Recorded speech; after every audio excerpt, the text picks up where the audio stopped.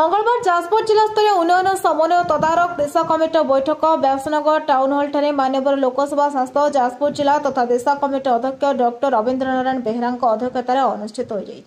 बैठकर प्रारंभ में मान्यवर सांसद डॉक्टर रवींद्र नारायण बेहरा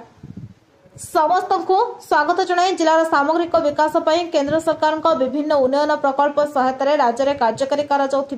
विभिन्न जनकल्याणमूलक कार्यक्रम गुड़िकर सफल रूपायन कार्यान्वयन जिला स्तरीय जिला दिशा कमिटी समस्त लोकप्रतिनिधि सभ्य एवं संपृक्त विभाग अधिकारीगण सक्रिय अंशग्रहण आवश्यकता रही परामर्श देते विद्यालय मानकरे शौचालय पानीय जल सुविधा जोगाई देवा संबंध में आलोचना करथिले। उक्त बैठक में जिलापाल तथा मेंबर सेक्रेटरी दिशा कमिटी श्री अंबर कुमार कर समस्त को स्वागत करथिले। श्री कर स्वास्थ्य पानीय जल शिक्षा आवास स्वच्छता आदि संबंध में पुंखानुपुंख भाव में आलोचना करने आगामी दिन में समस्त सरकारी कार्य सफल रूपायन निमंते उपस्थित विभाग अधिकारी परामर्श देते। बैठक में केंद्र सरकार योजना अंतर्भुक्त यथा पानीय जल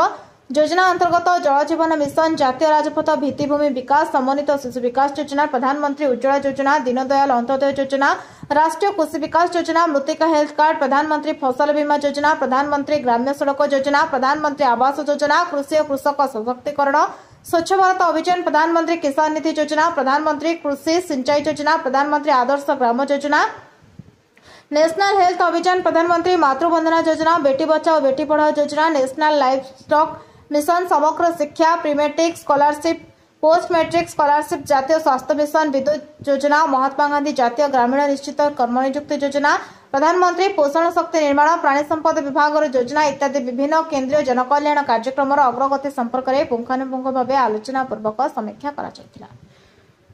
मान्यवर विधायक बड़चुणा श्री अमर कुमार नायक मान्यवर विधायक धर्मशाला श्री हिमांशु शेखर साहू जिला परिषद अध्यक्ष श्रीमती नलिनी प्रभा जेना मान्यवर मंत्री समवाय हस्ततंत्र हस्तशिल्प और प्रदीप बड़ सामंत प्रतिनिधि बयन शिल्प हस्तशिल्प अतिरिक्त जिलापाल श्री युधिष्ठिर नायक जिला परिषद मुख्य उन्नयन तथा निर्वाही अधिकारी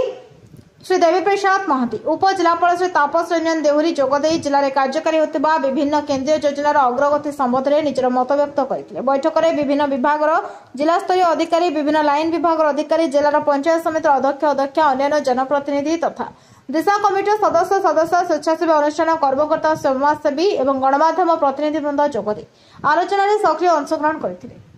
व्यासनगर प्रदन कुमार बोईता रिपोर्ट नायबती टीवी।